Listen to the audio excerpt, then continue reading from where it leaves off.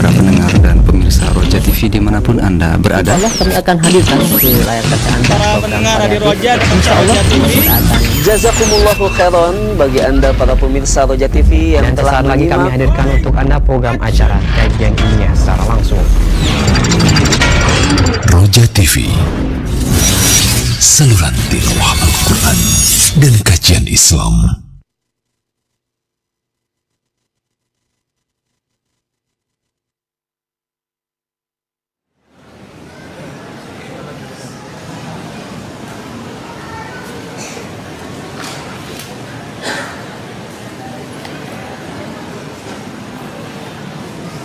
Lanjut depan.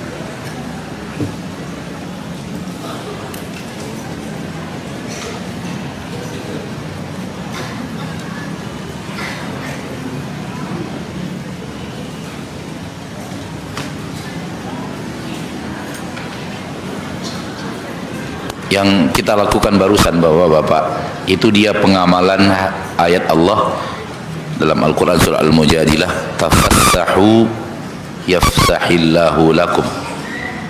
Itu dia pengamalannya, bergeser supaya ada ruang tempat orang bisa duduk.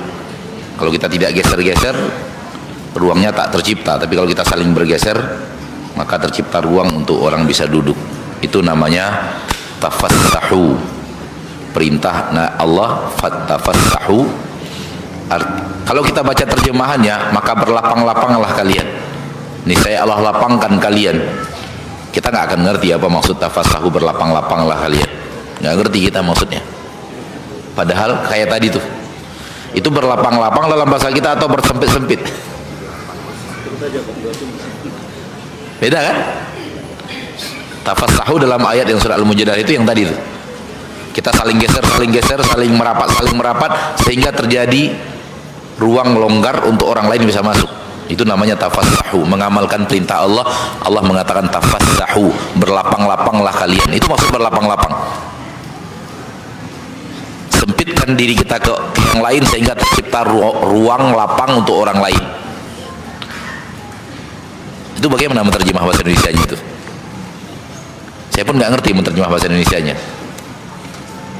Kalau saya mau terjemahkan bahasa Indonesianya, yang benar adalah saling bergeserlah kalian untuk menciptakan ruang untuk orang lain. Ya, itu dia yang kita amalkan tadi.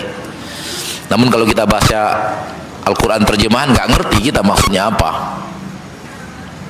Itu dia firman Allah, tafassahu yafsahillahu lakum, berlapang-lapanglah kalian sehingga Allah melapangkan untuk kalian.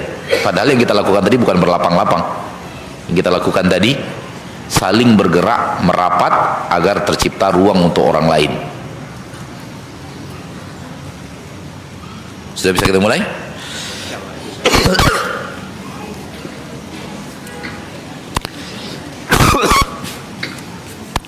Bismillahirrahmanirrahim. Assalamualaikum warahmatullahi wabarakatuh. Innal hamdalillah nahmaduhu wa nasta'inuhu wa nastaghfiruh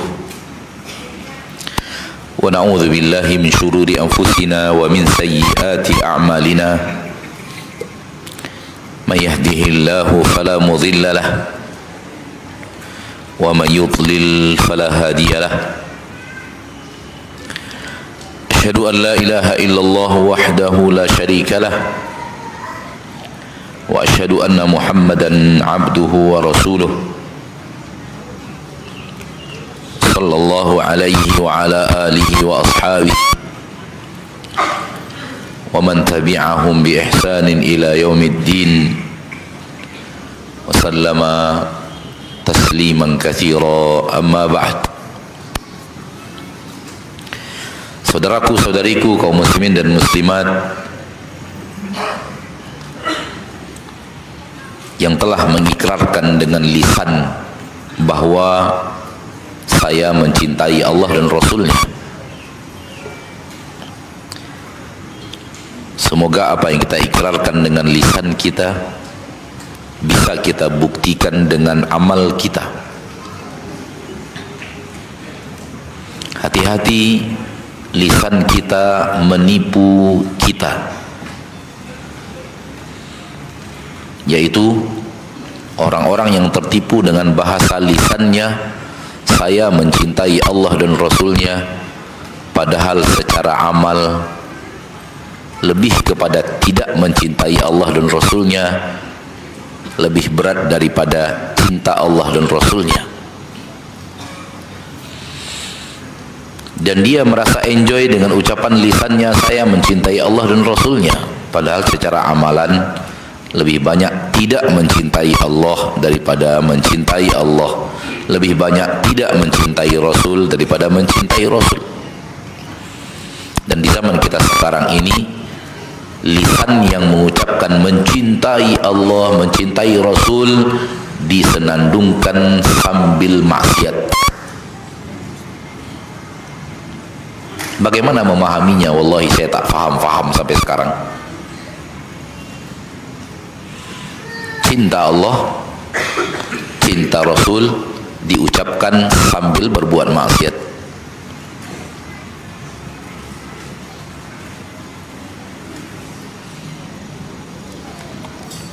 Oleh karena itu, saya selalu mengajak kaum muslimin dan muslimat hati-hati pada sebuah kalimat samar-samar. Karena kalimat yang samar-samar itu kalau tak jelas engkau gampang salah. Di antara kalimat tidak jelas zaman sekarang disebut kalimat, orang menyebutnya kalimat religi.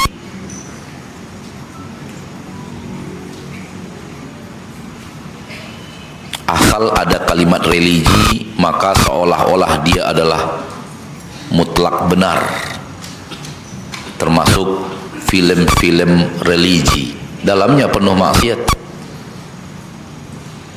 termasuk lagu-lagu religi, entah religi-religi apa lagi yang lainnya, saya pun tak tahu. Dan kalimat religi ini bahkan tak bisa dipisahkan yang mana yang syirik, yang mana yang tauhid. Karena pelaku syirik juga menggunakan kalimat yang sama untuk filmnya dan lagunya. Katakan kepada saya, Ustadz salah, kalau memang saya salah, saya siap disalah-salahkan agar menjadi benar. Tapi itulah yang saya lihat. Kalimat religi sekarang ini sudah menjadi hal yang sangat samar, sehingga maksiat pun dibungkus dengan kalimat religi. Alhamdulillah, Majelis Ulama Provinsi Riau melarang lagu-lagu religi di halaman Masjid An-Nur Kota Pekanbaru. Alhamdulillah. Mereka ingin mengadakan lagu-lagu religi, lalu ingin mengambil tempat di halaman luas Masjid Agung An-Nur Kota Pekanbaru. Alhamdulillah, Majelis Ulama Kota Pekanbaru, Majelis Ulama Kota dan Provinsi Riau dan Kota Pekanbaru melarang mereka melakukan itu dan tidak mendapatkan izin. Jazakumullahu khairan.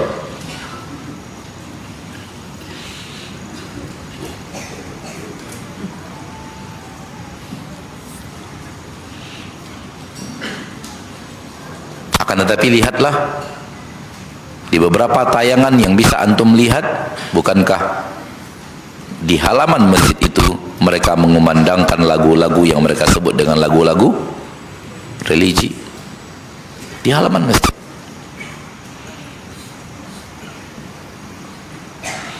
Dan orang tidak merasa aneh lagi kalau sudah dibuat panggung lalu lagu-lagu religi dilakukan di halaman masjid.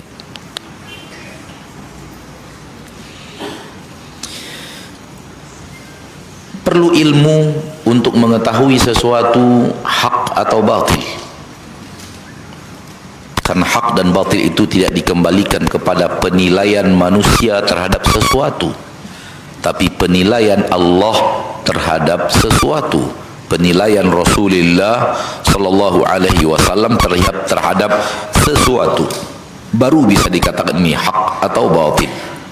Manusia sekarang sudah mulai menisbatkan hak dan batil tidak kepada Allah dan Rasulnya, akan tetapi kepada penilaian manusia terhadap sesuatu, apakah dia hak atau batil. Dan itu sebenarnya tak salah-salah juga, karena dua bab yang berbeda. Bab pertama, penilaian Allah terhadap sesuatu, penilaian Rasulullah SAW terhadap sesuatu, hak atau batil.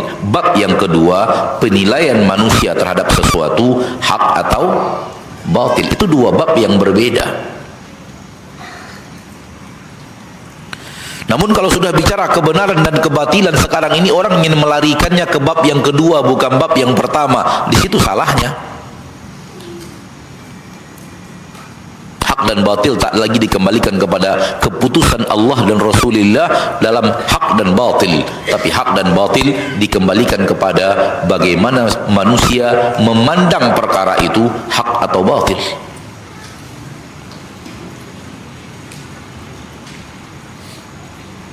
Manusia ketika mengatakan ini hak atau batil, ada dua kemungkinan. Kemungkinan pertama, sesuai dengan apa yang Allah katakan, sesuai dengan apa yang Rasul katakan, maka pendapat mereka benar. Dan kemungkinan kedua, apa yang mereka katakan hak, ternyata di dalam keputusan Allah dan Rasulnya batil. Dan apa yang mereka katakan batil, ternyata dalam keputusan Allah dan Rasulnya adalah hak, maka mereka salah. Karena pernyataan hak dan batil mereka tak lagi sesuai dengan pernyataan Allah dan Rasulnya bahwa itu hak atau batil. Jelas kok. Bagi orang-orang yang diberikan Allah ilmu dan mampu melihat sesuatu dengan ilmu, jelas bahwa manusia menyatakan hak atau batil bisa benar, bisa salah, kalau itu dari sudut pandang manusia.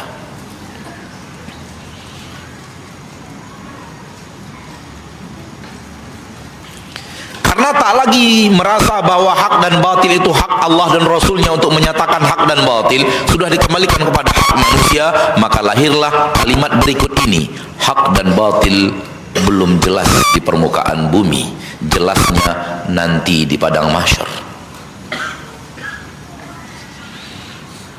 Bahasa mereka yang sedikit keren adalah kebenaran belum absolut.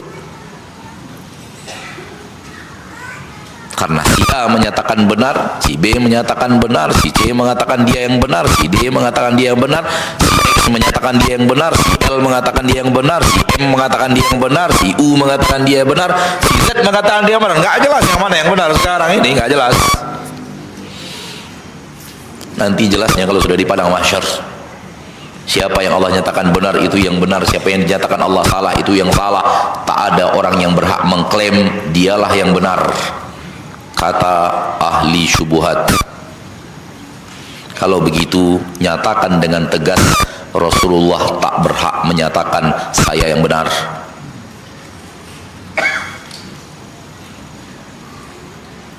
Karena di antara nama manusia yang menyatakan dia yang benar, dia yang benar, dia yang benar, dia yang benar, ada satu nama bernama Muhammad bin Abdullah bin Abdul Muttalib. Betul atau tidak? Apakah dia juga tidak berhak menyatakan saya yang benar?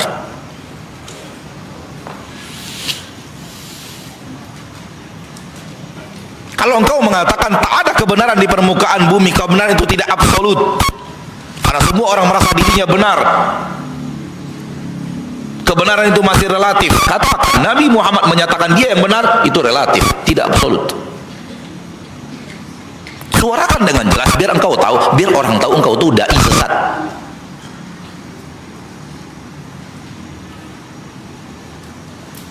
Katakan bahwa Abu Bakar dan Umar belum tentu di atas kebenaran, karena kebenaran masih relatif. Katakan Khulafaur Rasyidin semuanya, katakan seluruh Muhajirin dan Ansar semuanya belum berhak mengklaim mereka benar, karena kebenaran hanya ada di padang mahsyar. Nyatakan dengan tegas. Jangan main di dunia samar-samar, itu permainan iblis.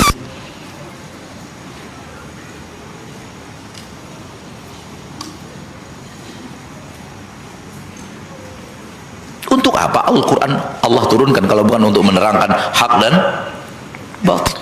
Untuk apa Rasul Allah utus kalau bukan untuk menerangkan mana yang hak, mana yang batil? Untuk apa Rasul diutus oleh Allah kalau bukan untuk menerangkan ini loh jalan ke surga dan ini loh jalan ke neraka?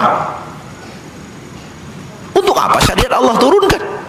Syariat yang serba komplit, tak ada kata kurang, tak ada kata salah, tak ada kata keliru, tak ada kata tak sesuai dengan zaman ini padahal sesuai dengan zaman itu, tak ada. Sesuai untuk semua manusia, sesuai untuk semua daerah, sesuai untuk semua negara, sesuai untuk semua bangsa, sesuai untuk semua generasi, sesuai untuk semuanya, laki-laki, perempuan, pemimpin, rakyat, pedagang, tidak pedagang, karyawan, atasan, sesuai agama kita, sesuai semuanya. Pasukan keamanan bukan pasukan keamanan. Tak ada yang perlu disembunyikan, kebenaran itu sesuai dengan semua manusia. Oleh karena itu ketika suara kebenaran dikumandangkan, berkumpullah seluruh manusia di suara kebenaran itu. Ada pemimpinnya, ada rakyatnya, ada pasukan keamanannya, ada yang bukan pasukan keamanannya, ada intelijennya, ada semuanya, ada pedagang kecil-kecilan, ada bisnismen, ada ngumpul semuanya, dan kebenaran yang disampaikan cocok untuk semuanya karena agama Allah untuk semua manusia.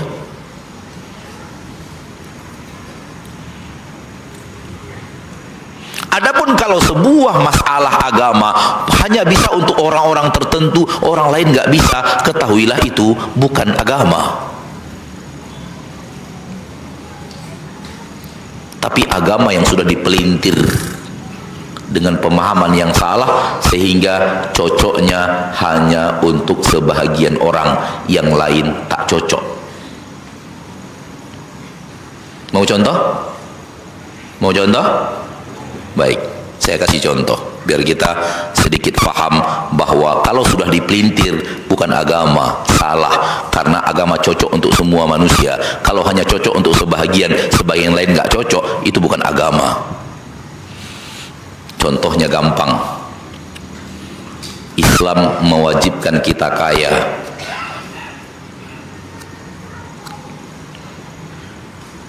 Cocok menurut pikiran Anda? Pikiran Anda cocok karena Anda suka kaya. Cocok untuk semua manusia? Cocok? Cocok Pak? Islam mewajibkan kaya, berarti yang tidak kaya pada berdosa semua.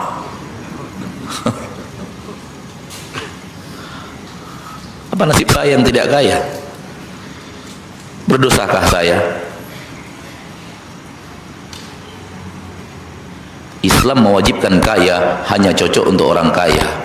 Orang kaya tak cocok dengan kalimat ini.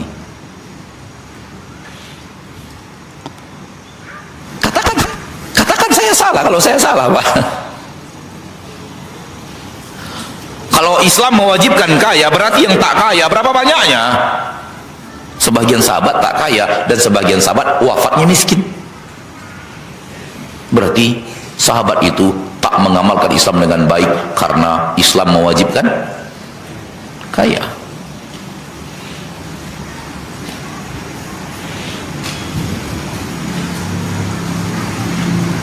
Mus'ab bin Umair wafat dengan selembar pakaian, tutup kepala nampak kaki, tutup kaki nampak kepala. Wah, ini nggak cocok dengan Islam nih. Kenapa? Islam mewajibkan kan kaya. Dari mana datangnya kalimat Islam mewajibkan kaya kalau bukan dari hawa nafsu Anda yang ingin kaya? Soal Anda ingin kaya silahkan, Islam tak bertabrakan, tapi Islam tak mewajibkan loh. Garis bawahi kalimat mewajibkan.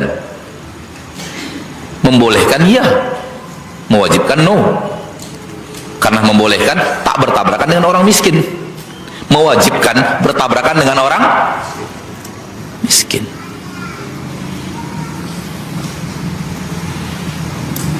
Bolehkah kaya dalam agama Islam? Boleh. Seberapa banyak kekayaan yang dibolehkan oleh agama Islam? Tak ada batas. Hanya membatasi cara dan membatasi cara mendapatkan dan cara mengalokasikan. Hanya itu yang dibatasi Islam. Jumlah tak ada. Maka milikilah harta sebanyak apapun yang Anda suka dengan syarat dua cara terpenuhi, cara mengambilnya terpenuhi, cara mengalokasikannya terpenuhi. Maka jadilah manusia-manusia punya uang triliunan, tapi jangan lupa kasih saya untuk bangun masjid. Jangan untuk Anda saja. Uang triliun itu payah nghabiskannya, Pak. Beli kerupuk habis ke Jakarta ini kerendam.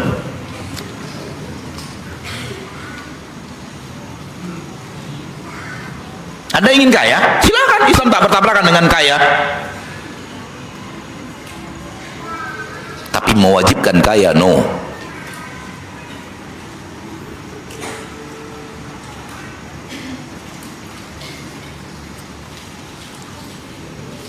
Lalu berdalil dengan hadis palsu, kadal faqru an yakuna kufran, hampir-hampir kefakiran mendekatkan kepada kekufuran. Oh, senang orang-orang yang cinta kaya pakai hadis palsu ini. Padahal kalau kembali kepada hadis Nabi, apa kata Nabi? Nabi mengatakan begini, mal faqra akhsha alaikum, bukanlah kefakiran yang kutakutkan untuk kalian, walakin akhsha an tubsata lakumud dunya, yang kutakutkan malah dibentangkan semudah-mudahnya untuk kalian dunia. Fatanafasuha kama tanafasuha, lalu kalian berebut-rebut dunia sebagaimana orang sebelum kalian berebut-rebut dunia. Fatuhlikakum kama ahlakathum, lalu dunia itu membinasakan kalian sebagaimana dunia telah membinasakan orang sebelum kalian. Hadis ini yang mana yang ditakutkan Nabi untuk umat Nabi? Kefakirankah atau kelapangan duniakah? Kok jadi terbalik? Kayak Islam itu benci kefakiran, mengkhawatirkan kefakiran yang hanya akan kufur orang-orang fakir, orang kaya tak bisa kufur. Boleh jadi mereka duluan. Simbol-simbol kekafiran orang kaya, namanya Qarun. Simbol-simbol kekafiran para penguasa, namanya Fir'aun dan Namrus. Simbol-simbol orang-orang yang membantah Nabi Muhammad SAW, pemimpin-pemimpin Mekah, namanya Abu Jahal, Walid bin Mughirah, Syaibah bin Rabi'ah, Uqbah bin Rabi'ah, Ubay bin Khalaf. Itu bisnismen Mekah. Uqbah bin Abi Mu'ayyid.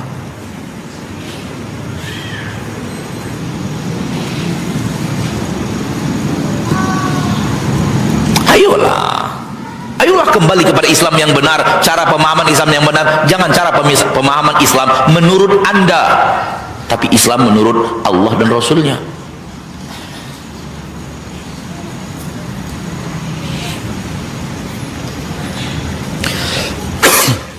Kembalikan kepada ahli ilmu cara memandang sesuatu. Jangan kembalikan kepada nafsu dan syahwat kita dalam agama. Agama ini adalah apa maunya Allah, bukan apa maunya kita. Agama ini sesuai dengan maunya Allah, bukan sesuai dengan maunya kita. Agama ini Allah yang mengatur kita harus bagaimana, bukan kita yang ngatur kita harus bagaimana kepada Allah. Salah jalan, syaitan bermain.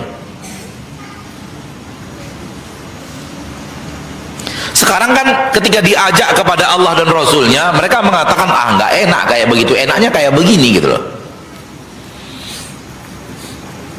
Atau diajak kepada Allah dan Rasulnya, begini Allah mengajarkan, begini Rasulullah mengajarkan, begini Rasulullah mempraktekkan, begini para sahabat mengamalkan. Kata mereka, tak sesuai dengan kebiasaan masyarakat kami. Kebiasaan masyarakat kami beragama seperti ini, bukan seperti itu. Kok begitu beragama? Sesuai dengan kebiasaan masyarakat kami. Emang masyarakat Anda masyarakat yang sudah dijamin surga? Padahal para sahabat sudah dijamin surga. Kok dipertentangkan antara amalnya ahli surga dengan amalan orang-orang yang di masyarakat kita yang belum tahu jaminan surga atau tidak? Padahal di dalam Al-Quran kalau ingin masuk surga, tiru orang-orang yang Allah jamin masuk surga. Itu dalam Al-Quran. was-sabiqunal awwaluna minal muhajirin wal ansar wal ladzina tabauhum bi ihsanin radhiyallahu anhum wa radu an wa adda lahum jannatin tajri tahtaha al-anhar. Sabiqin awwalun, sabiqun awwalun, muhajirin dan ansar itu penduduk surga. Allah telah ridho kepada mereka, mereka telah ridho kepada Allah. Allah telah masukkan kepada mereka, Allah telah siapkan untuk mereka surga-surga yang mengalir di bawahnya sungai-sungai. Siapa mereka? Muhajirin. Saya mustahil masuk, kita mustahil masuk kelompok muhajirin. Tilka ummatun qad khalat. Ansar mustahil masuk ansar. Tilka ummatun qad khalat. Bagaimana caranya? Saya ingin masuk surga juga. Caranya kata Allah, walladzina tabauhum bi ihsan. Jadilah orang-orang yang mengikuti mereka dengan cara yang baik dan benar. Maka penduduk surga adalah muhajirin, ansar, pengikut muhajirin dan ansar. Kenapa? Ansar, muhajirin, ansar, ahli surga, dijamin surga. Yang ingin masuk surga, tiru orang yang sudah dijamin surga. Enteng kok pemahamannya, gampang kok, bener kok, logis kok. Yang tak logis itu adalah mereka dahulu, mereka zaman dahulu, mereka seperti ini, agama cocok untuk zaman mereka, agama zaman sekarang gak cocok dengan zaman itu, harus dirubah-rubah sedikit agama ini baru cocok untuk zaman kita. Begitukah cara beragama? Yaitu agama ini cocok untuk Abu Bakar, Umar, Uthman dan yang lainnya karena mereka hidup terbelakang. Zaman canggih mah agama yang turun di zaman Rasul itu tak cocok lagi untuk zaman kita, harus dirubah-rubah dikit, namanya modif. Dimodif dulu agama baru cocok untuk zaman now. Kalau tak dimodif tak cocok dia. Kenapa? Itu turunnya dahulu 1400 tahun yang lalu, zaman sekarang gak cocok. Modif dulu baru cocok. Kalau yang memodif siapa? Izin modif dari mana? Akal siapa yang digunakan untuk memodif? Karena akal manusia berbeda-beda. Kecerdasan siapa yang digunakan untuk memodif? Karena kecerdasan manusia berbeda-beda. Adat istiadat mana yang direkomendasi untuk memodif? Karena adat istiadat manusia berbeda-beda. Oh enggak, sesuai adat masing-masing, modif masing-masing. Oh, warna-warni agama Islam. Masing-masing daerah lain lagi agamanya, masing-masing daerah lain lagi amalannya, masing-masing daerah lain lagi gaya zikirnya, masing-masing daerah lain lagi cara takziahnya, masing-masing daerah lain lagi cara menyolatkan jenazahnya. Begitukah yang Anda inginkan, wahai orang-orang yang tidak ingin kemurnian agama Islam bertahan sampai dunia kiamat?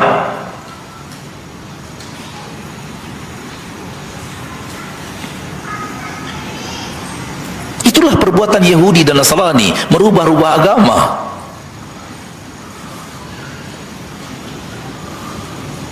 Itukah yang kita inginkan?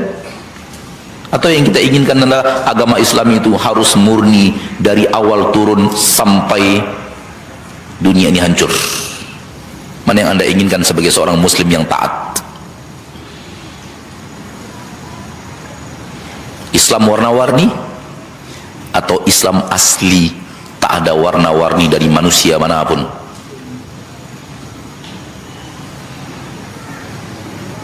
Ada orang yang suka warna-warni, ya sudah,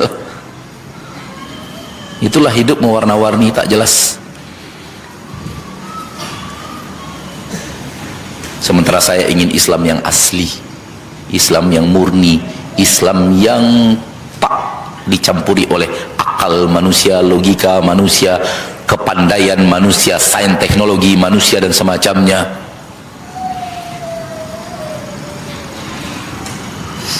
Sains dan teknologi manusia gunakan untuk sarana dunia, jangan untuk mengutak-atik agama Allah. Agama Allah tak boleh diotak-atik.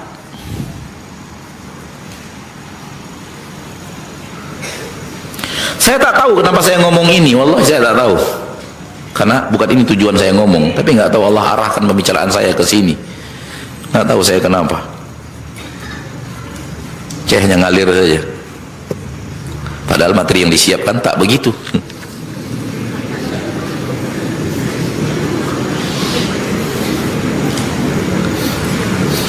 Saya selalu berprinsip begini, yang penting Ketika pengajian itu kita dapat ilmu, kita dapat agama, kita dapat akidah yang benar, kita dapat keteguhan hati, kita dapat manfaat, dan pulang membawa manfaat itu tak perlu judul.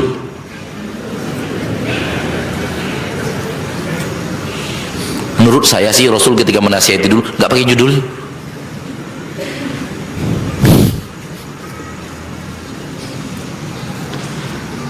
Jadi kalau sekali-kali saya melenceng dari judul, izinkan. Karena melenceng dari judul tak bid'ah. Asal jangan melenceng dari syariat.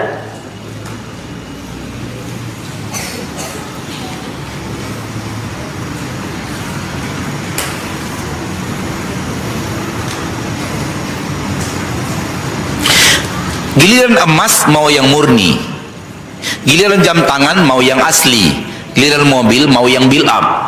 Kenapa giliran agama warna-warni?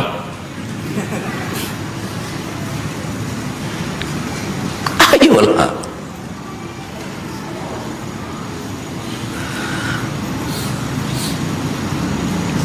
Giliran emas tak mau yang dicampur-campur, nggak mau. Emas murni. Jam tangan yang asli, jangan ditukar-tukar. Spare part mobil yang asli, original. Kenapa giliran agama tak mau yang original? Ada apa denganmu?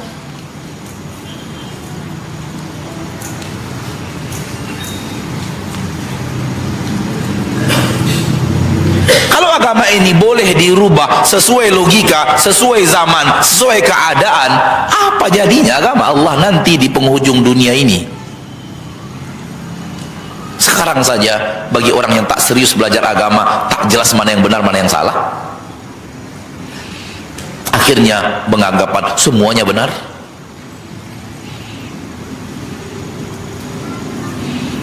Sudah mulai ada orang yang mendeklarasikan semua agama benar kok. Semua agama benar. Semua agama benar. Itulah akibat agama warna-warni itu. Kita tanya dia, kenapa semuanya benar? Semuanya ngajak untuk berakhlakul karimah. Semuanya ngajak untuk baik kepada orang lain. Semuanya ngajak untuk menyayangi orang lain. Semuanya ngajak untuk perdamaian. Semuanya ngajak untuk tidak menzolimi orang lain. Semuanya ngajak untuk mulai itu satu persatu sampai 100 argumentasi, semuanya sama, ngajak kasih sayang, menebar kasih sayang, tak boleh menzolimi. Akhirnya semua agama sama.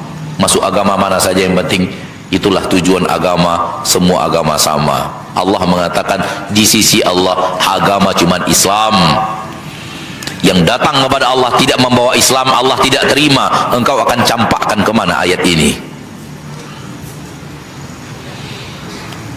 Dia tetap di dalam Al-Quran, tapi jangan dipakai. Gitukah?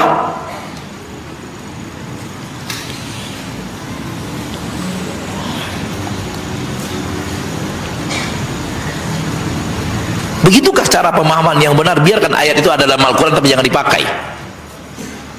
Atau terapkan ayat itu dalam kehidupan, karena ayat diturunkan untuk ngatur kehidupan.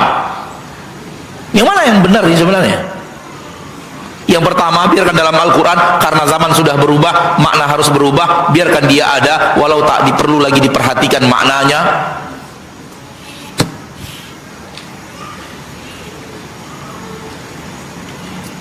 Karena ayat itu berlaku di zaman Nabi SAW, tak bisa diperlakukan di zaman kita. Ayat itu turun untuk orang 1400 tahun yang lalu. Zaman sekarang mah sudah berbeda.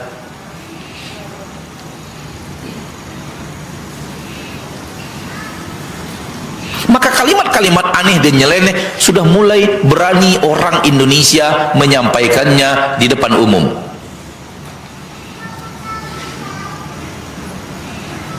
Dan orang-orang yang lemah ilmu agama, lemah akidah, lemah ilmu syariat, terbawa hanyut dalam argumentasi mereka.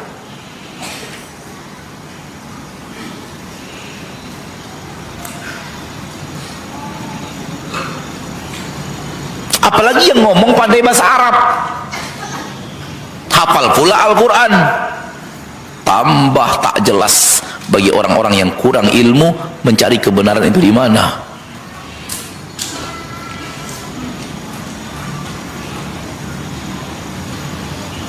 Akhirnya agama kufur sudah dianggap kebenaran. Agama yang membawa manusia ke neraka untuk selama-lamanya sudah dianggap semua itu boleh untuk mengklaim dia juga benar. Apakah dia benar atau tidak benar? Tunggu keputusan Allah di padang mahsyar. Padahal Nabi Muhammad SAW tegas mengatakan, la yasma'u bi ahadun min hadhil ummah Yahudiyun wala Nasraniyun thumma yamutu walam yu'min billadhi ursiltu bihi illa kana min ashabin nar. Tak ada yang mendengar suara dakwahku, Yahudi atau Nasrani, lalu dia wafat tak beriman dengan apa yang kubawa, melainkan akan menjadi penduduk neraka. Jelas, tegas, sesuai dengan ayat Al-Quran, wa may yabtaghi ghairal islami dinan falan yuqbala minhu wa huwa fil akhirati minal khasirin. Yang mengambil selain Islam sebagai agamanya, Allah tak akan terima di akhirat, pasti merugi. Apa dia pasti merugi? Itu dia yang dalam hadis Nabi tadi, pasti menjadi penuh neraka. Man ata'ani dakhalal jannah wa man asani faqad aba. Yang mau taat kepadaku akan masuk surga, yang tak mau taat kepadaku tak mau masuk surga, maunya ke neraka. Tapi itu tak mau dia ucapkan, saya mau ke surga tapi tak mau taat. Saya mau ke surga tapi tak mau taat. Saya mau ke surga tapi tak mau masuk Islam. Saya mau ke surga tapi tetap di atas agama nenek moyang. Itu namanya tak mau ke surga. Karena orang yang mau ke surga itu taat kepada Rasul tercinta.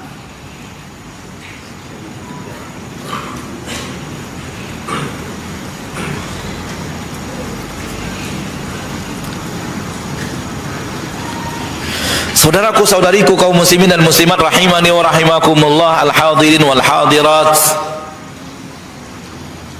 Mintalah selalu kepada Allah, ya Allah, bimbing saya kepada agama yang Kau cintai. Ajarkan kepada saya agama yang hak. Minta kepada Allah, minta dengan sepenuh hati. Kadang-kadang kita lalai dari minta ini kepada Allah dengan sepenuh hati.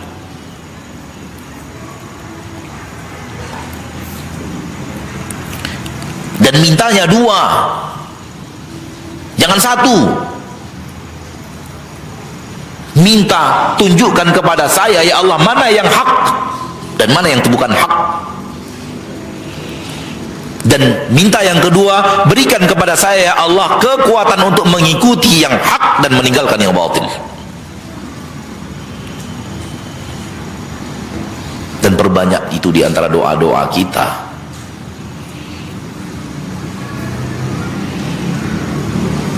Karena kalau itu kita tak dapat, alamat di akhirat susah. Kalau sekedar susah saja, aman, masih oke. Bagaimana kalau tak aman?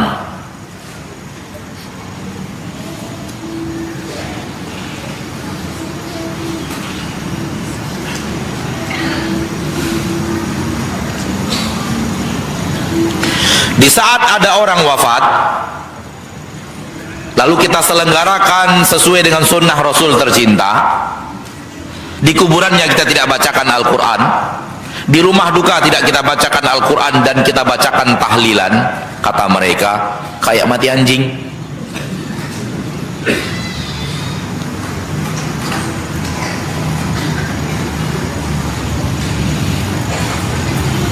Kalau muslim yang mati, dibacakan Al-Quran di kuburnya, dibacakan Al-Quran di rumahnya, itu baru muslim yang mati. Kalau yang tak ada bacakan Al-Quran di kuburnya, tak dibacakan Al-Quran di rumahnya, sama dengan mati anjing.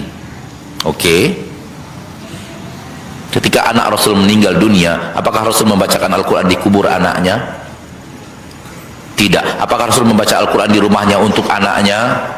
Tidak. Ketika istri Rasul meninggal, Khadijah, apakah Rasul membacakan Al-Quran di kubur Khadijah? Apakah Rasulullah membaca Al-Quran di rumah? Oke, ketika Rasul kita yang meninggal, apakah para sahabat membaca Al-Quran di kubur Rasul tercinta? Apakah para sahabat membaca Al-Quran di rumah Rasul tercinta?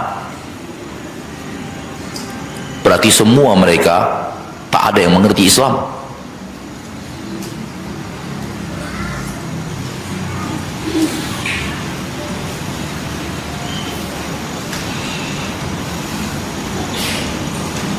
Itukah cara Anda berpikir?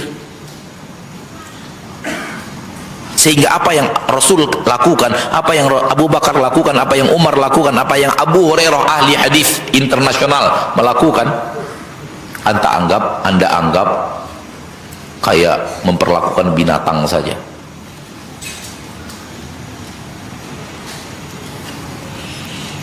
Anda yakin antum dengar kata-kata itu? Dengar nggak? Antum dengar nggak? Ada yang tinggal di Jawa Timur, ada yang tinggal di Jawa Barat, ada yang tinggal di Jawa Tengah, ada yang tinggal di Sulawesi. Anda mendengarnya di Sumatera. Berarti satu kesatuan. Kesesatan itu sama karena iblisnya satu. Karena yang antum di Sulawesi dengar yang sama, antum di Kalimantan dengar yang sama, antum yang di Jawa dengar yang sama, aneh yang di Sumatera juga dengar yang sama. Kalau begitu nanti kita sama aja mati anjing. Kok kalimat ini nyebar seperti itu ya? Ya wajar, iblis satu.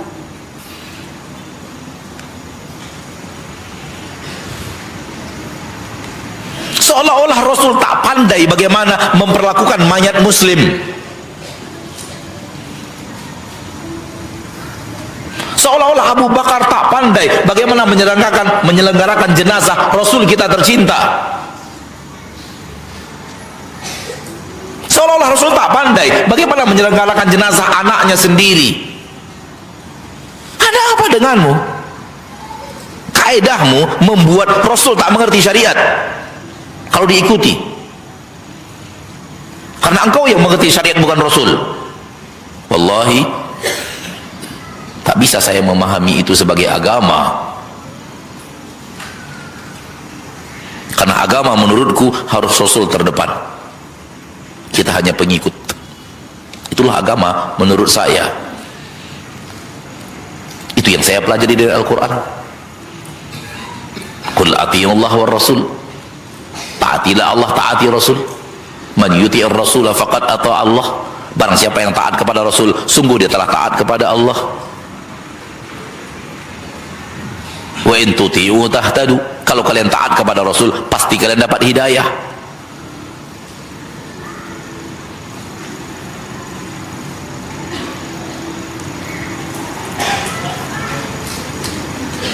Bahkan lebih tegas Allah mengatakan, fala wa rabbika la yu'minun hatta yuhaqqimuka fima syajara bainahum.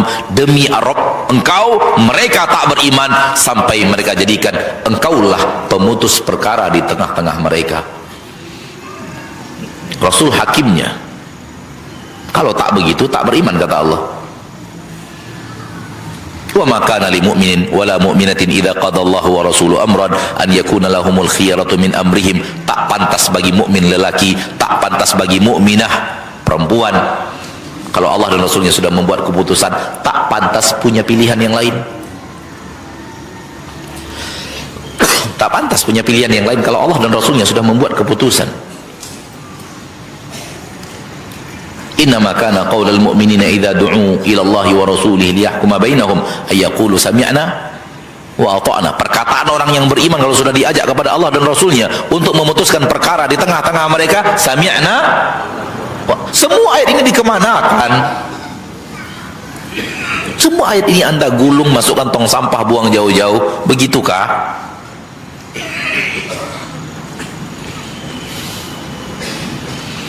Kata mereka, setelah kita mengatakan hal yang sepertinya yang kita yakini kebenaran, kata mereka, Anda terlalu ekstrim. Ya Allah, ekstrimnya di mana? Apakah ajakan untuk taat kepada Allah dan Rasulnya, ajakan untuk sami'na wa ata'na kepada Allah dan Rasulnya, ajakan untuk menjadikan agama itu yang terdepan adalah Rasulullah SAW, selainnya bukan terdepan. Gak boleh ada orang di depan Rasul, semua orang harus di belakang Rasul. Apakah itu ekstrim? Yang tidak ekstrim bagaimana? Langkahi Rasulullah, jangan dengarkan perkataan Rasul, buat sesuka hatimu, yang penting masyarakatmu rela, yang penting kau laris. Itukah yang tidak ekstrim? Tolong tunjukkan kepadaku yang mana.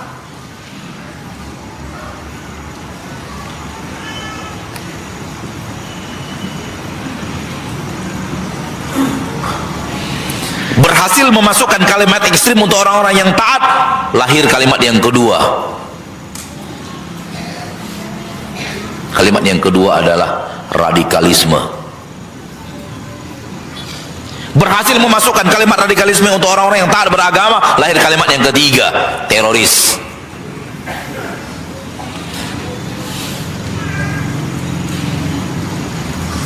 Maka lahirlah beberapa ciri-ciri teroris Indonesia. 1, berjenggot.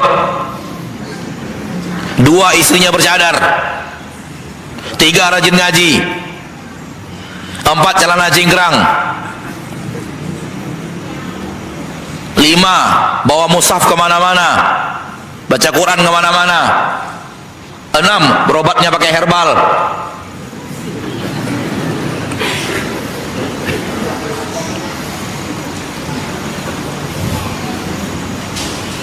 Semua ciri-ciri yang disebut ciri teroris itu ada pada Nabi Muhammad SAW. Nabi Muhammad SAW berjenggot, istri beliau bercadar, pakaian bawah beliau tak melebihi mata kaki, bahkan setengah betis. Setengah betis. Kalau kita sekarang masih sedikit di atas mata kaki karena malu-malu. Kalau di atas diangkat benar malu. Rasul setengah betis. Dalam hadis Sahih Bukhari, pakaian bawah Rasul itu setengah betis. Itu nggak cingkrang lagi itu, lebih dari sekedar cingkrang itu. Rasul kemana-mana baca Quran, memang tidak bawa Al-Quran karena Rasul hafal. Rasul mengatakan habba sauda, obat segala macam penyakit kecuali kematian. Sehingga kita minum herba sauda. Habba sauda itu dianggap orang herbal, bukan obat. Di dalam Al-Quran Allah mengatakan madu adalah kesembuhan untuk manusia, maka kita rajin minum madu. Madu disebut herbal, bukan obat. Nabi mengatakan obat itu ada 3: minum madu, berbekam, dan kai. Namun saya melarang kalian melakukan kai. Berarti tinggal 2, bekam dan minum madu. Itu semua ciri-ciri teroris.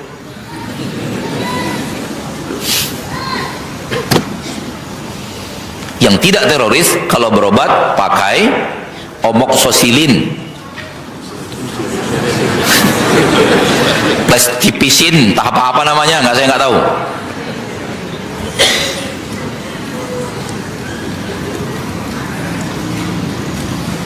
Obat segala macam penyakit kata Nabi adalah habba sauda, kecuali kematian. Obat segala macam penyakit kata orang sekarang namanya paracetamol.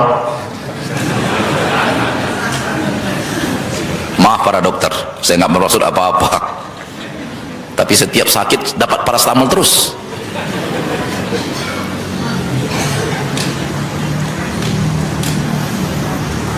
Ini obat segala macam penyakit.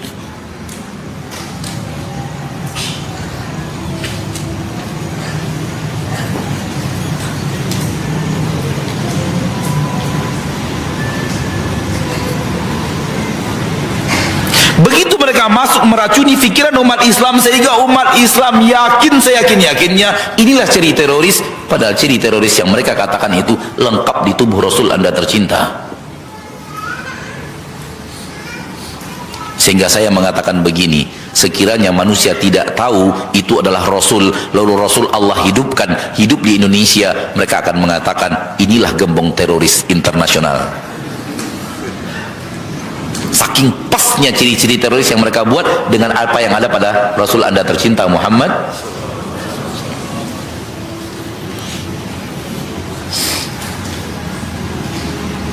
Padahal hampir rata-rata teroris internasional itu taubatnya di tangan orang-orang yang kenal sunnah.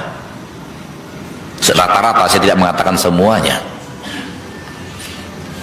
Itu ulama-ulama Ahlus Sunnah yang didatangkan ke penjara-penjara untuk dialog dengan teroris, untuk membasmi pola pikir mereka yang sesat menyesatkan.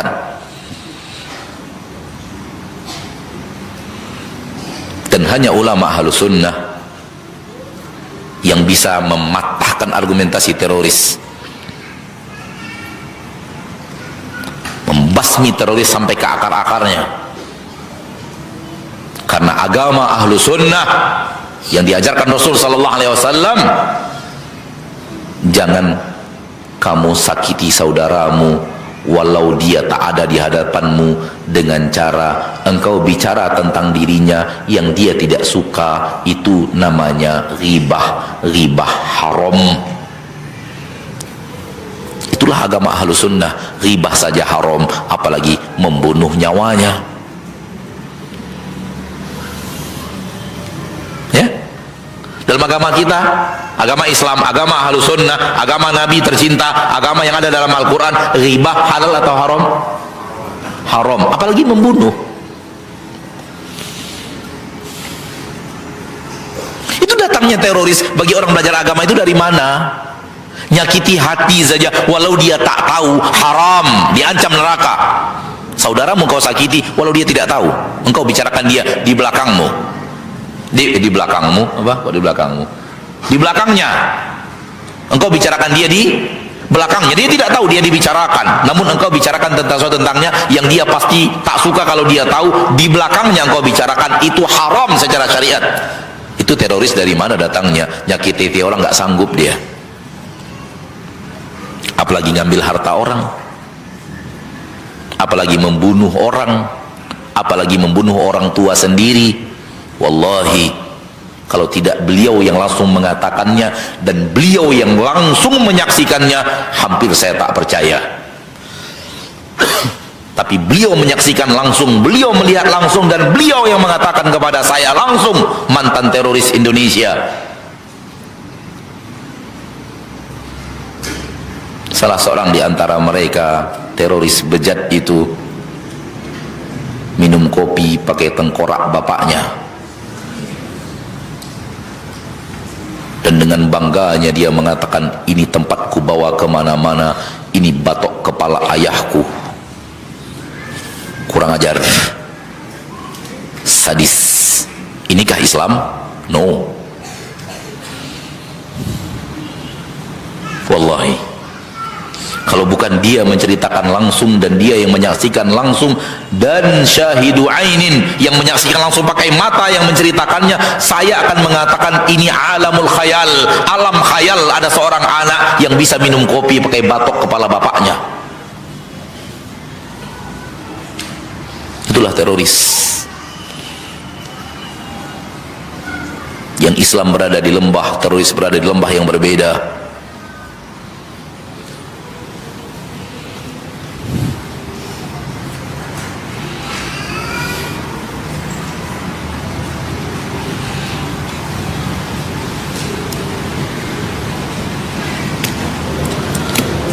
Tinggal 5 menit lagi waktu saya untuk berbicara.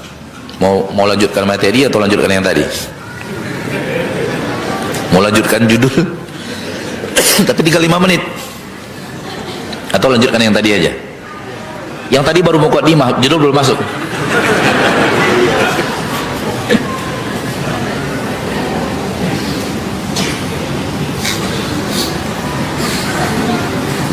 Wahai umat Islam, wahai umat Islam, wahai umat Islam, jadikan Nabi Muhammad orang terbaik dalam agamamu, dan jadikan semua manusia wajib mengikuti beliau.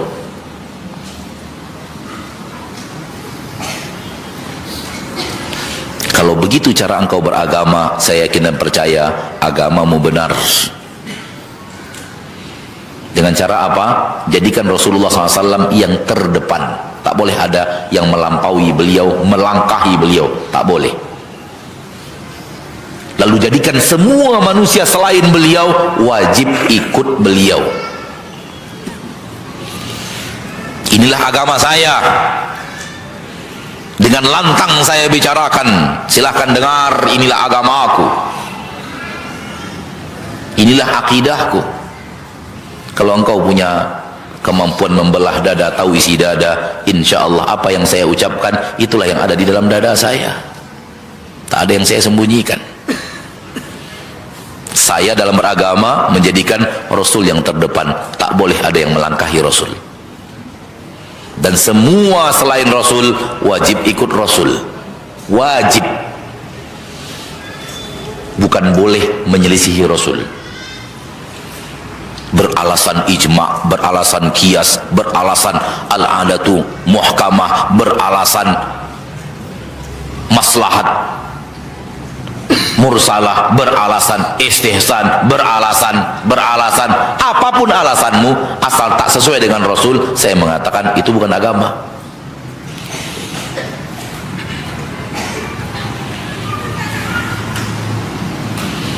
Yang agama itu cocok dengan yang dikatakan Rasul, yang diajarkan Rasul, yang diperintahkan Rasul, yang diamalkan Rasul. Cocok waktunya, cocok tempatnya, cocok jumlahnya, cocok kaifiatnya, cocok jenisnya, cocok waktunya, cocokkan. Anda ingin ke surga? Wallahi tak ada satu jalan ke surga yang Rasul belum ajarkan. Semuanya sudah lengkap diajarkan.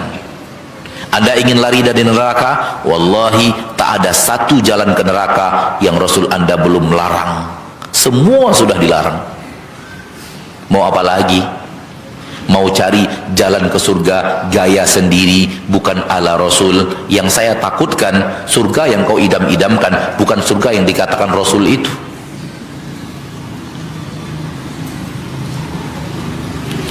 Ustadz terlalu ekstrim. Terserah mau ekstrim mau apa, itulah agamaku. Semua jalan ke surga, kalau itu surga yang Allah katakan dalam Al-Quran, semua jalan ke surga Rasul sudah ajarkan. Yang mengatakan itu Rasul, bukan saya.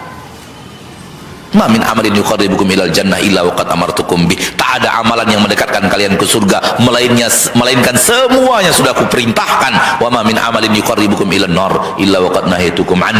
Tak ada amalan yang mendekatkan kalian ke neraka melainkan semuanya sudah kularang. Kalau mau jalan ke surga yang ada dalam Al-Quran, semua jalan ke surga Rasul sudah ajarkan, Pakde. Kalau ingin lari dari neraka, neraka yang ada dalam Al-Quran, seluruh jalan ke neraka Rasul sudah larang, Bude. Jangan cari jalan ke surga yang bukan jalan Rasul. Jangan cari jalan lari dari neraka yang bukan diajarkan Rasul. Maka membunuh diri untuk memperjuangkan agama bukan jalan Rasul.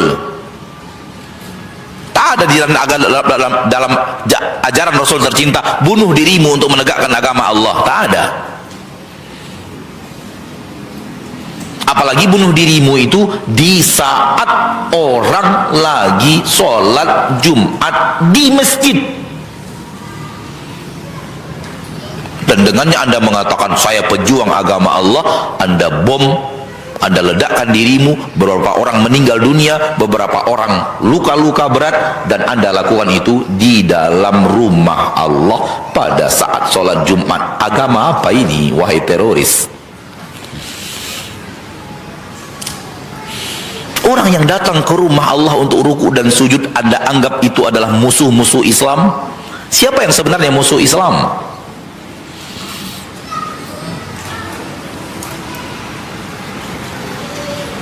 Inilah agama mengkafir-kafirkan yang berbahaya.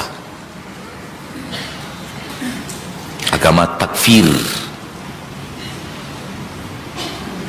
Yang selain kita tak Islam, yang selain kita tak benar Islamnya, yang selain kita kafir, yang selain kita semuanya ke neraka. Sementara agama saya adalah yang sesuai dengan Rasul itu ke surga, yang menyelisihi Rasul jalan ke neraka. Bukan saya, tapi Rasul.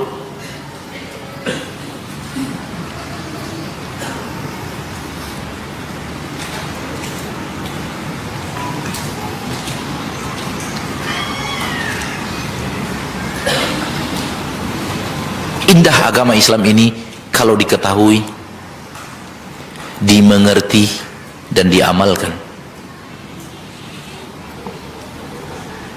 Mari kita sama-sama mengetahuinya dengan cara belajar, memahaminya dengan cara tafakur dan tadabbur, lalu mengamalkannya dalam kehidupan kita sehari-hari. Mulai dari yang terkecil, mulai dari diri sendiri, dan yang ketiga mulai dari sekarang. Ini pesan A'agim. Mana pencipta-cipta A'agim zaman dahulu? 3M. Mulai dari yang terkecil, mulai dari diri sendiri, 3 mulai dari sekarang. Itu kalimat benar, tak ada masalah. Yang memasyurkannya, apa namanya?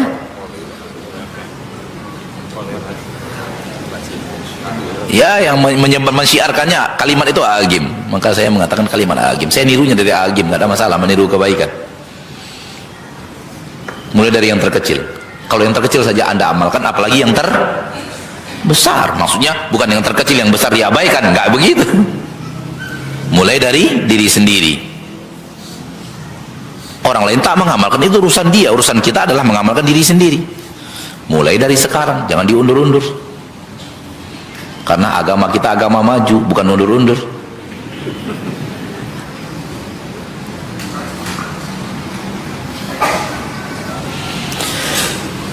Sebelum kita buka tanya jawab, saudaraku saudariku, inilah agama Allah yang saya yakini dan saya dapatkan dari guru saya sebelum saya balik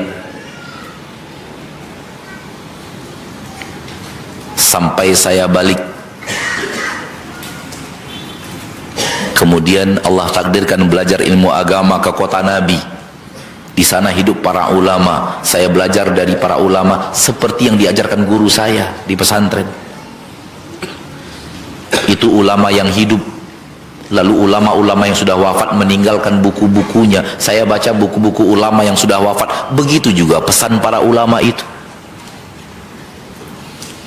Kenapa sama apa yang dikatakan guru saya dengan yang dikatakan oleh para ulama di kota Madinah yang masih hidup, dan sama dengan apa yang dikatakan para ulama yang sudah wafat dalam buku-buku mereka? Karena semuanya benar-benar menjadikan orang terdepan itu Nabi Muhammad sallallahu alaihi wasallam. Kiblat mereka satu, oleh karena itu akidah mereka satu, kiblat mereka satu, maka agama mereka satu, cara beragama mereka satu.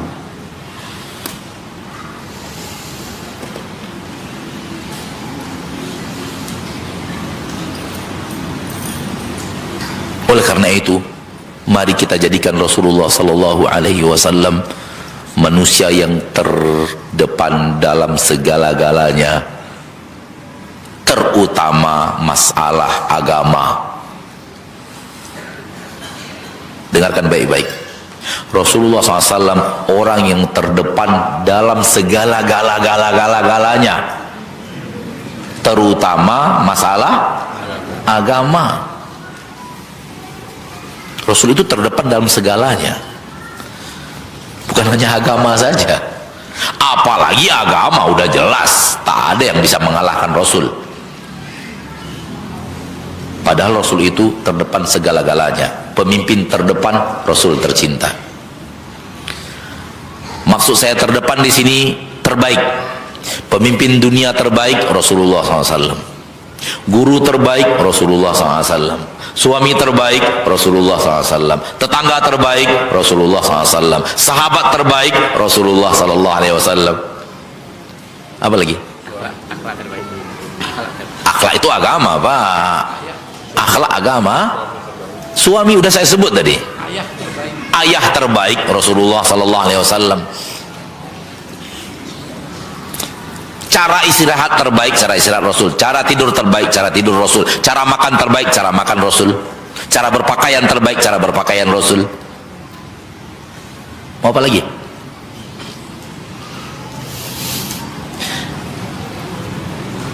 Jantung terbaik, jantung Rasul. Paru-paru terbersih, paru-paru Rasul. Tulang terkuat, tulang Rasul. Darah tersehat, darah Rasul. Mau apa lagi? Keringat terbaik, keringat Rasul tercinta. Mau apa lagi? Keringat Rasul itu wangi, jadikan parfum oleh para sahabat. Mau apa lagi coba? Ayo. Rasul itu terbaik segala-galanya. Soal tenaga, istri Rasul mengatakan Rasul itu punya tenaga bagaikan 40 orang laki-laki. Itu tenaga Rasul, Anda tercinta. Oleh karena itu, batu besar di perang Khandaq, di penggalian parit Khandaq, tak ada tenaga sahabat manapun yang bisa menghancurkannya. Yang menghancurkannya tenaga siapa? Tenaga Rasul kita Muhammad sallallahu alaihi wasallam, karena beliaulah orang yang tenaganya paling kuat. Yang paling kuat nahan lapar Rasul tercinta. Mau apa lagi coba? Antum mau apa di dunia ini yang terbaik? Paling sukses Rasul tercinta, yang paling sukses. Nggak ada manusia lebih sukses daripada Rasul tercinta. Sampai orang kafir pun mengarang kitab 100 manusia paling sukses di permukaan bumi. Nomor 1 nggak bisa nomor selain Nabi Muhammad. Muhammad yang pertama, nomor 1 manusia paling sukses di permukaan bumi. Padahal yang ngarang kitab buku orang kafir, bukan orang Islam. Tak bisa secara realita menjadikan Nabi Muhammad itu nomor 2, itu nggak bisa. Mana manusia yang apa yang dia sampaikan paling berpengaruh di dunia? Rasul, nggak ada yang lain. Siapa yang pengikutnya paling banyak? Rasul, nggak ada yang lain.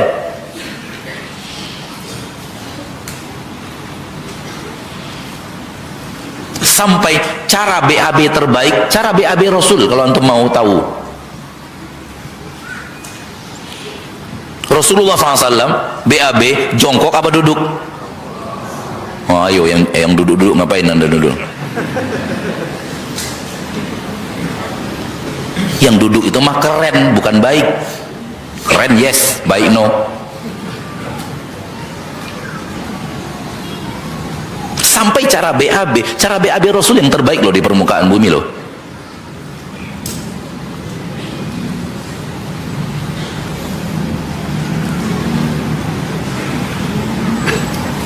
Mau apa? Anda mau apa coba? Mau apa di dunia ini? Rasul yang terbaik. Oleh karena itu Allah katakan di dalam Al-Quran, laqad kana lakum fi rasulillahi uswatun, dan Allah tidak mengatakan uswatun hasanah soal agama. Allah mengatakan uswatun hasanah global.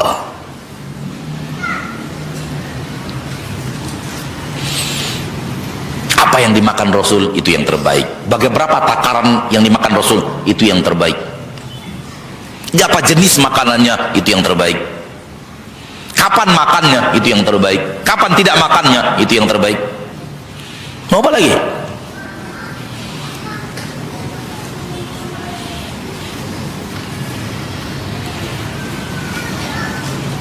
Jadi rugi kita kalau tidak mengikuti Rasul. Di dunia beliau yang terbaik, di akhirat beliau yang terbaik.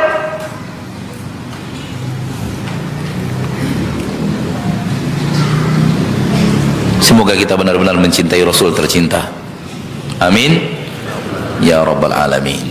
Kayaknya habis waktu untuk bicara judul, maka kita tak bicara judul, kita lanjut kepada tanya jawab. Saya nggak tahu kenapa saya ngomong gini, mungkin ada bukan mungkin, ya pasti ada hikmahnya. Semoga Allah tabaraka wa taala memaafkan saya tak menepati judul. Lain yang dimintakan, lain yang dibicarakan. Itulah saya. Kalau tak mau jangan hadir pengajian saya, kan gitu aja gampang. Tak ada yang susah.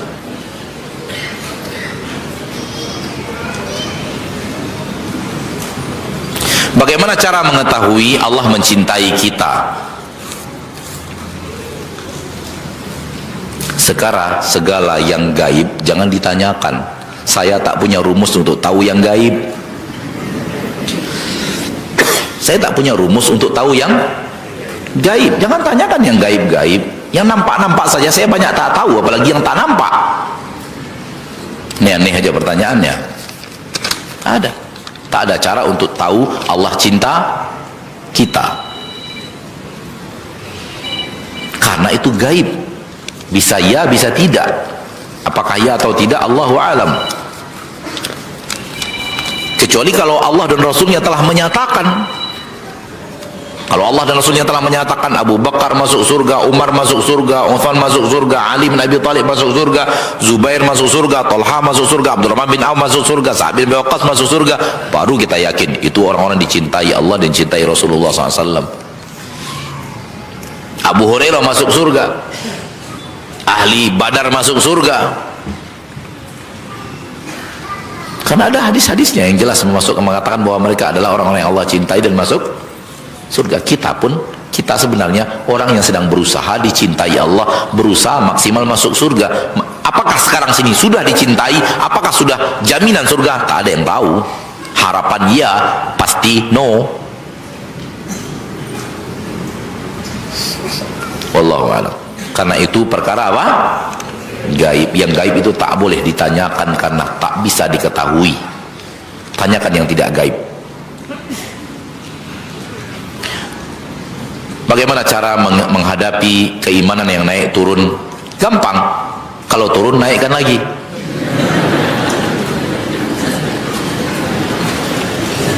Kalau naik, bersyukur. Kalau turun, naikkan lagi. Naik, bersyukur. Turun, naikkan lagi. Cari apa penyebab turun, hentikan, dan mulai semangat lagi, walau sedikit dipaksakan untuk naik lagi. Cari dulu penyebab turunnya apa, karena turun itu pakai sebab. Turun itu pakai sebab.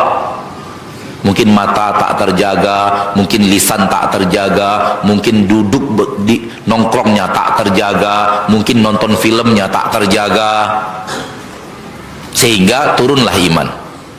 Cari dulu apa penyebab turun iman, lalu putuskan hubungan dengan sebab turunnya iman, lalu paksakan diri untuk beramal saleh. Insya Allah dia naik lagi.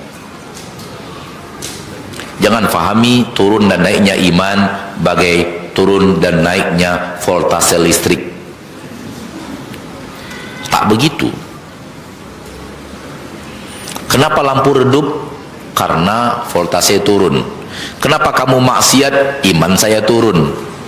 Tak begitu.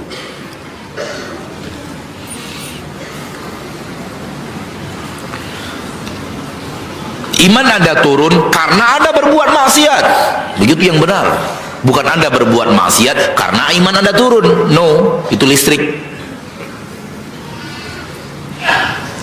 Iman kebalikannya. Karena lampu redup, lihat, karena lampu redup voltase turun. Itu nggak ada listrik kan? Tapi itulah iman. Karena engkau berbuat maksiat, imanmu turun. Karena engkau berbuat taat, imanmu naik. Ini pemahaman yang benar soal iman, bukan voltase listrik. Orang mengira sekarang iman naik turun itu pakai voltase listrik. Ini iman lagi turun nih, ayo maksiat gitu. Iman lagi naik nih, ayo kita berbuat ibadah gitu. Bukan begitu. Para ulama semuanya mengatakan yazidu bit ta'ah. Iman Anda akan naik kalau Anda rajin taat. Wa yanqusu bil maksiyah. Iman Anda akan turun kalau Anda berbuat maksiat. Karena maksiat iman turun, karena taat iman naik. Oleh karena itu rajin taat akan naik iman, rajin maksiat akan turun iman. Supaya tak turun, jangan maksiat. Maka saya katakan tadi, putuskan hubungan dengan maksiat dulu, lalu paksakan beribadah sampai dapat lagi nikmatnya ibadah. Apa yang disebut dengan Islam murni? Allahu a'lam. Pahami saja apa yang saya katakan, murni seperti yang diajarkan Rasul, bukan Islam murni dalam makna yang lain. Hati-hati loh. Ada dulu namanya Islam murni, itu aliran sesat. Dia menamakan dirinya Islam murni. Yang saya maksud Islam yang murni artinya seperti yang diajarkan Rasul, bukan Islam murni dalam pemahaman yang lain.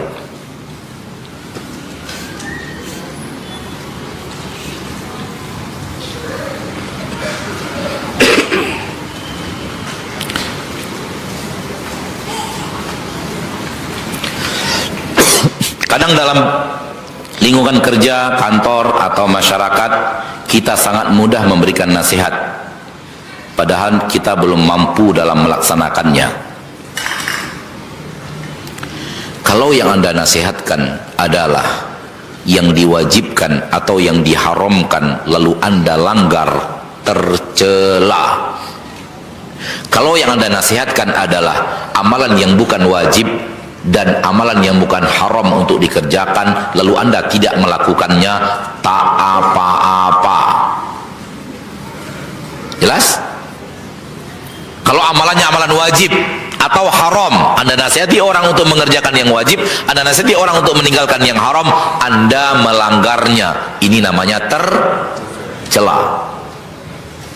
Karena dia wajib. Kalau Anda ajak orang melakukannya, Anda wajib melakukannya juga karena dia haram. Kalau Anda ajak orang untuk meninggalkannya, Anda juga harus meninggalkannya. Namun kalau dia ada ibadah yang tidak wajib atau larangan yang tidak haram, namanya larangan tanzih, makruh hukumnya, kalau dilanggar tak haram. Maka kalau Anda nasihati orang lalu Anda tak melakukan yang sunat, tak apa-apa. Anda larang orang memakan yang makruh lalu kemudian Anda makan yang makruh itu, tak apa-apa. Contohnya jengkol.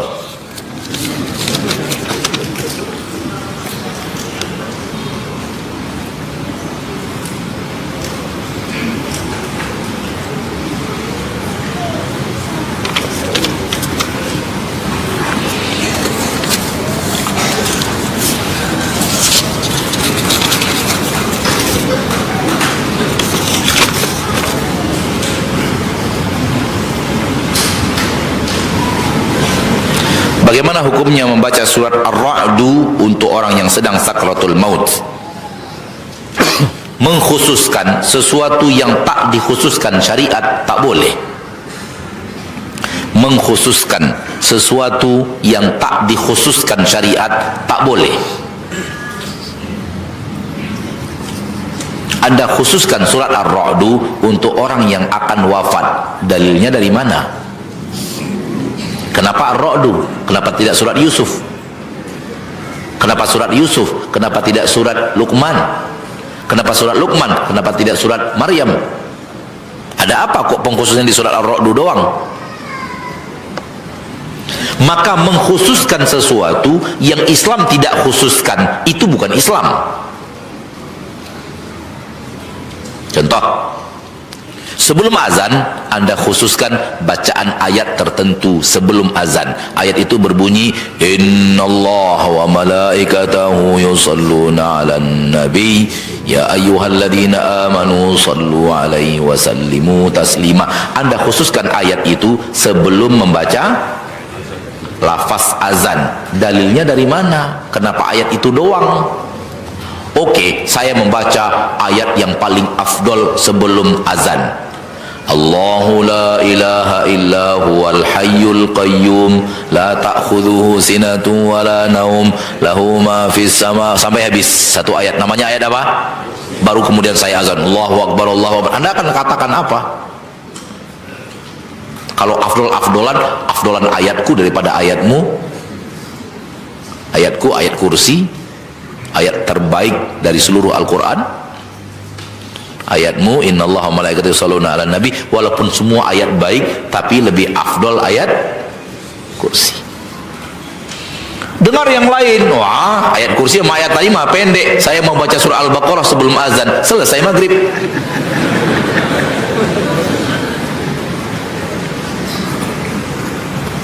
Siapa yang memilih ayat itu sebelum azan? Yang memilihnya siapa? Yang nyuruhnya siapa? Rasul pernah mengajarkan azan kepada Bilal bin Rabah? Tak ada ayat itu dibacakan Rasul.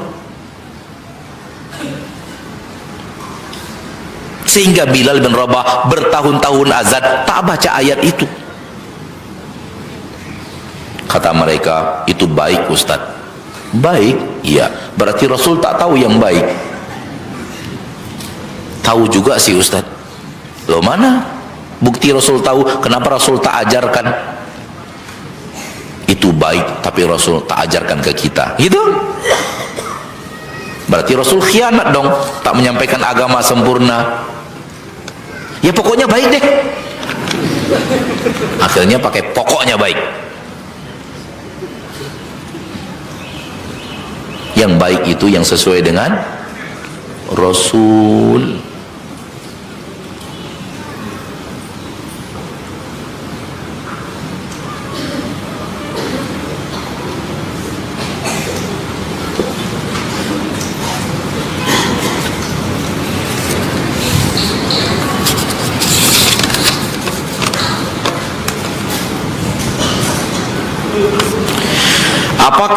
membangunkan istri untuk sholat tahajud dengan cara menciumnya itu menyelisihi sunnah. Sunnah banget.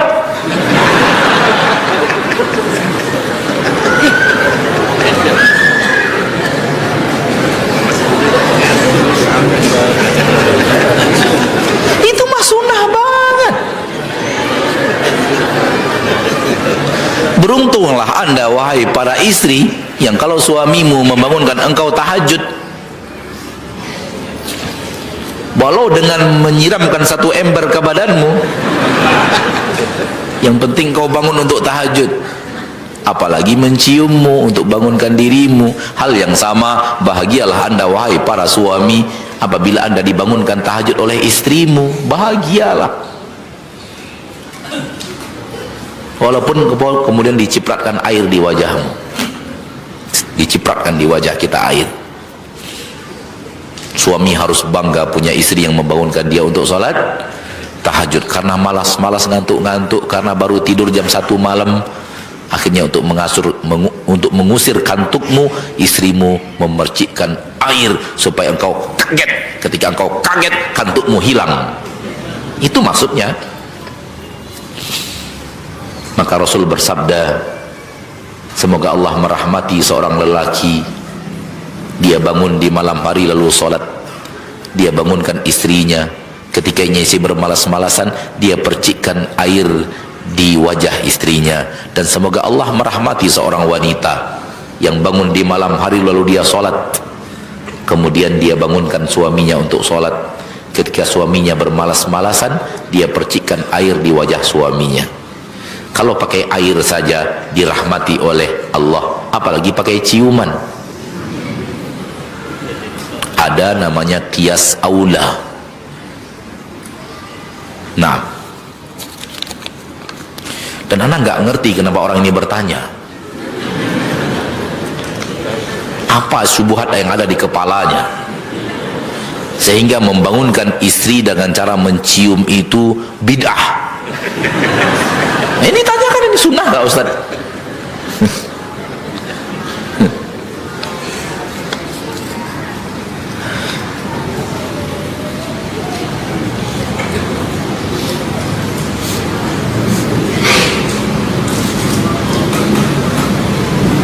Bolehkah kita pergi umroh sementara masih punya cicilan rumah? Kalau hutang sudah jatuh tempo wajib dibayar, maka dahulukan hutang daripada umroh. Tapi kalau hutang itu hutang berskala, bertempo, maka asal tidak melakukan penzoliman tak bayar hutang maka boleh. Ini namanya surat, bukan pertanyaan. Ini saatnya bertanya, bukan saat ngirim surat. Bacanya saja butuh waktu 15 menit.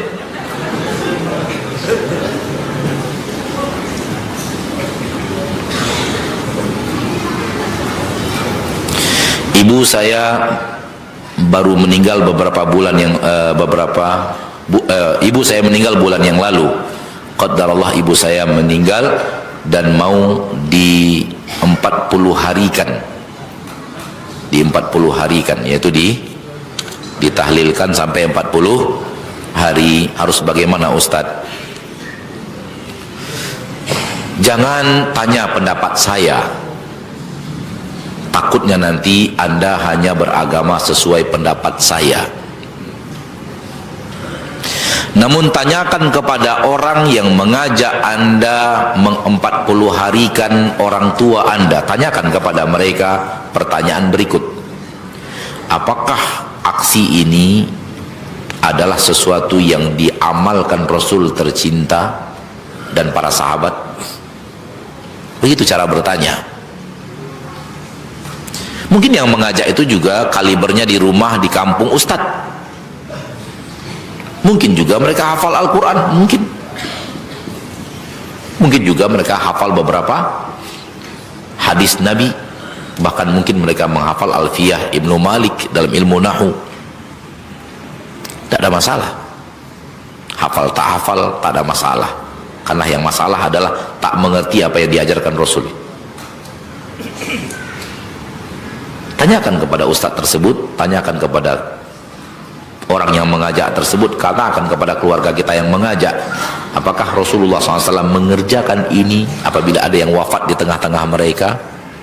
Apakah Abu Bakar, Umar, Uthman, Ali radhiyallahu anhum mengerjakan ini? Kalau iya, alhamdulillah, berarti itu sunnah. Namun jangan katakan, jangan begitu dengar iya itu dilakukan Rasul lalu Anda langsung ikut. Pertanyaan berikutnya menyusul, di mana diterangkannya? Hadisnya yang mana? Jangan iya saja dan selesai. Di dalam agama kita berulang-ulang di dalam Al-Quran, hatu burhanakum in kuntum shadiqin, tunjukkan argumentasi kalian kalau kalian jujur. Maka kita katakan kepada yang mengatakan ini adalah amalan Rasul, ini amalan yang benar, hatu burhanakum in kuntum shadiqin, tunjukkan argumentasi kalian wahai orang-orang yang saya cintai. Kalau ya Rasul mengajarkannya dan memerintahkannya dan mengamalkannya, di manakah gerangannya ada? Di dalam Sahih Bukhari, insya Allah di rumah saya ada Sahih Bukhari. Di dalam Sahih Muslim, insya Allah di rumah saya ada Sahih Muslim. Di dalam Lu'lu' wal Marjan, insya Allah di rumah saya ada Lu'lu' wal Marjan. Dalam kitab apa? Biar kita cari di sana.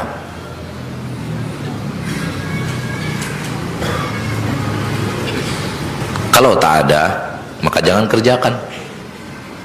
Ustadz, keluarga saya semuanya mengerjakan. Bagaimana saya? Siapakah yang Anda akan pilih untuk panutanmu, keluarga atau Rasul tercinta? Apakah tidak salah saya ada di sana, di rumah itu, namun saya tak mengerjakannya sebagaimana mereka mengerjakan? Jawabannya tak salah. Karena engkau tuan rumah. Tapi kalau engkau bukan tuan rumah, ngucuk sampai juga di sana, apa namanya? Ya, nggak boleh. Karena engkau bukan tuan rumah, engkau tak layak ada di sana pada acara itu. Karena engkau di sana ketika itu berarti engkau niat hadir. Kalau itu tuan rumah, bagaimanapun itu rumahnya, mau kemana lagi? Itu rumah orang tuanya, mau gimana lagi? Tapi nanti saya Ustadz, kalau saya tidak mengerjakan seperti yang dikerjakan mereka, saya dikucilkan. Lebih baik dikucilkan di dunia daripada dikucilkan Allah di akhirat. Ekstrim kali agama Ustadz ini. Nah, ke situ lagi nanti perginya. Kalimat ekstrim itu benar-benar senjata hebat sekarang ini. Tak ekstrim, karena saya hanya mengajak beragama sesuai dengan agama yang diajarkan Rasul tercinta, sesuai dengan yang diamalkan Rasul tercinta. Apakah ekstrim namanya? Orang yang mengajak orang lain kepada agama Rasulullah Sallallahu Alaihi Wasallam.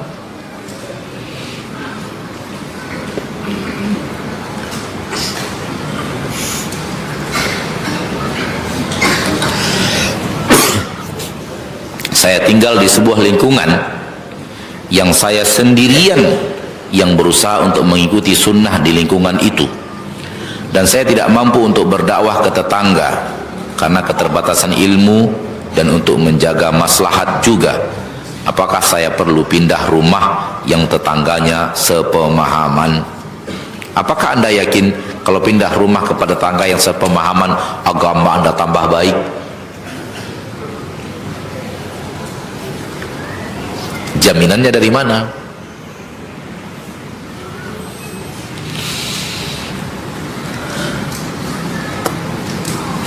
Maka saya katakan begini, apabila engkau bisa bertahan di atas agama yang hak, maka tak wajib bagimu pindah. Tapi kalau engkau akhirnya akan goyang dengan agamamu yang Anda yakini benar karena mereka, saatnya pindah. Bahkan kalau engkau bertahan di atas agamamu dan pelan-pelan engkau bisa mendakwai 1 dan 2 orang dengan cara bawa ngaji, dan mulai orang itu berubah, lebih afdol engkau tinggal di sana, karena akan membawa maslahat yang lebih besar. Saya nggak pandai ngomong, Ustaz. Jangan ngomong, ajak ngaji aja. Yang ngomong kan Ustaz, ajak dengar radio. Yang ngomong kan alat.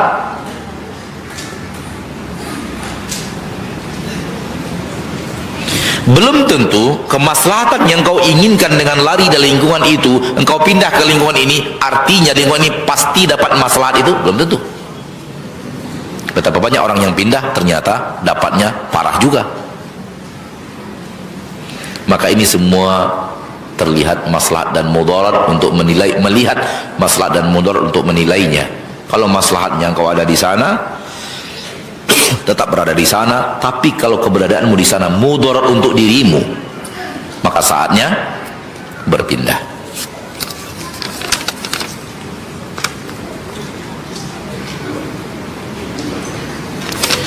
Sampai di sini pertemuan kita pada kesempatan yang berbahagia ini. Mohon maaf atas pertanyaan yang tak bisa kita jawab.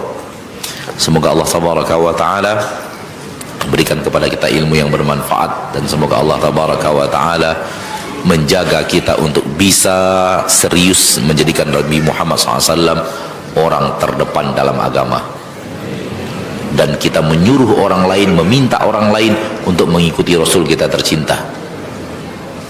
Karena saya yakin poin ini umat Islam sepakat, hanya tak sepakat dalam praktek saja. Poin ilmiahnya sepakat. Semoga Allah mengumpulkan kita di akhirat bersama Nabi tercinta, bersama khulafaur rasyidin, muhajirin dan ansar.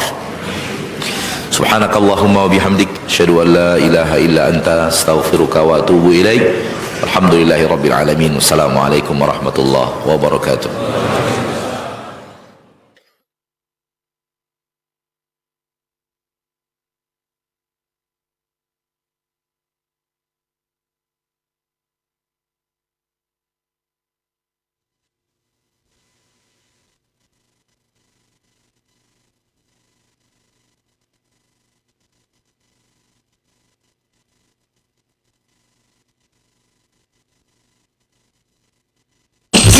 Radio Raja Bogor 100.1 FM, Radio Raja Majalengka 93.1 FM, dan Radio Raja Bandung 104.3 FM.